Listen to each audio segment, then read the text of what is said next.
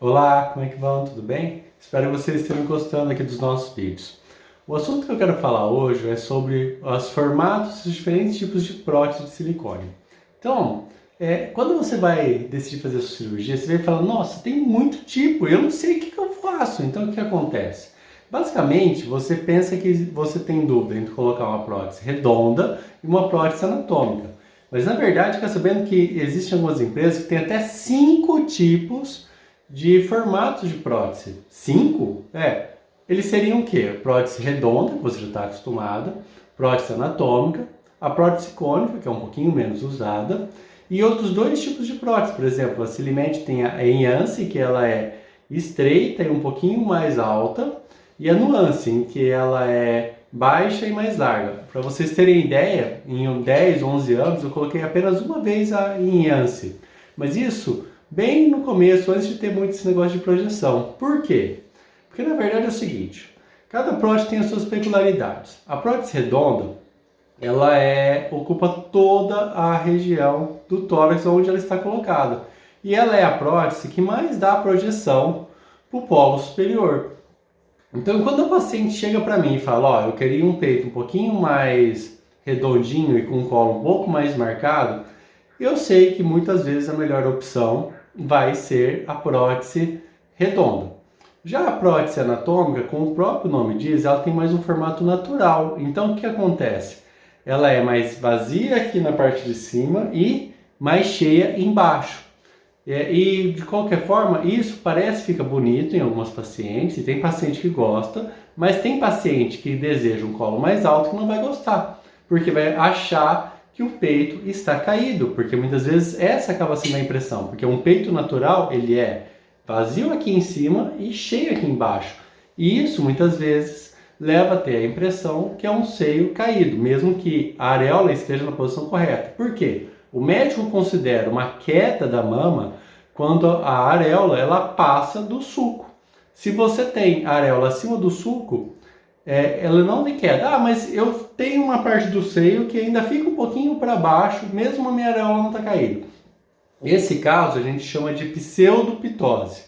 A pseudopitose é quando você tem uma parte do tecido mamário que fica abaixo do sulco, mas a areola está na posição adequada. Esses casos a gente consegue corrigir a queda apenas com a colocação da prótese. Com certeza que não vai ter nenhum tipo de problema. Por quê? Porque você precisa de um volume que já vai devolver esse tecido mais para a região superior. E a prótese cônica? A prótese cônica já é uma coisa um pouquinho diferente. Ela era mais usada no passado quando você queria uma projeção um pouquinho mais alta e o paciente tinha o tórax um pouquinho estreito. Então o que acontecia? Você não queria que o paciente ficasse com aspecto muito gordo. Só que hoje a gente já tem prótese assim. A gente tem as projeções que vão de baixa, média, alta e extra alta. E a projeção ela adequa a base da prótese com o formato do seu tórax. Então, hoje eu vejo que o espaço da prótese cônica caiu um pouquinho.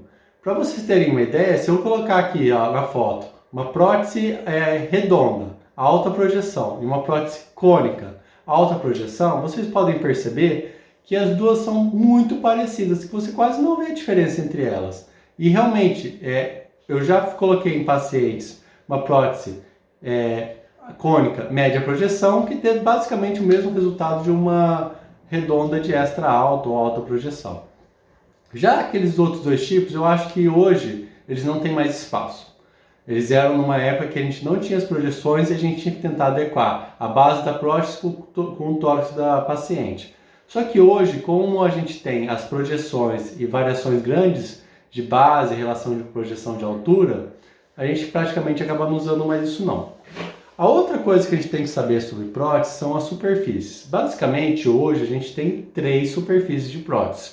Superfícies lisas, superfícies texturizadas e superfície texturizada com poliuretano. Então, assim, as lisas, elas são muito utilizadas nos Estados Unidos. No Brasil é um pouco menos utilizada, porque durante a formação da maioria dos cirurgiões a gente não utilizava prótese lisa. Tem uma marca hoje que é considerada lisa no Brasil, que é a Motiva, e ela é uma prótese que ela tem uma tendência a se movimentar um pouquinho mais, então o médico tem que estar bem habituado a colocar ela, para não ter risco da prótese se movimentar no pós-operatório. Eu não gosto muito desse risco, então eu tenho uma tendência a não utilizar prótese lisa. Agora, as próteses com texturas, a gente tem as microtexturas e as macrotexturas. Microtextura basicamente é a prótese texturizada, que é a superfície do silicone trabalhado. Ela tem a macrotextura, que pode ser também a superfície do silicone trabalhado, mas muitas vezes a macrotextura é a superfície do silicone revestida por uma espuma, que é o poliuretano. As superfícies com textura, elas têm uma aderência maior, então a chance da prótese se movimentar, rodar, essas coisas é menor. Dentre elas, o poliuretano ela tem uma aderência maior do que o texturizado. Então, sempre que eu vou fazer uma troca de prótese ou uma mamoplastia com mastexia com prótese, eu tenho uma tendência a colocar prótese com poliuretano quando a prótese está acima do músculo. Por quê? Porque ela vai aderir mais, vai grudar e a chance de ter algum problema é menor. Agora, se eu for colocar a prótese embaixo do músculo, o poliuretano grudaria muito. Aí o ideal é eu colocar prótese com a superfície texturizada. Quanto à segurança, não tem diferença. As próteses elas são feitas para durar. Então, elas não vão arrebentar nem nada, independente da superfície, se poliuretano, lisa ou texturizada. Então, quanto à segurança das próteses, elas passam por vários estudos e por várias agências reguladoras em vários mundo inteiro e elas são bem seguras quanto à resistência e risco de ruptura. Espero que você gostou desse vídeo e se gostou, deixe seu comentário e compartilhe aí. Tchau, tchau!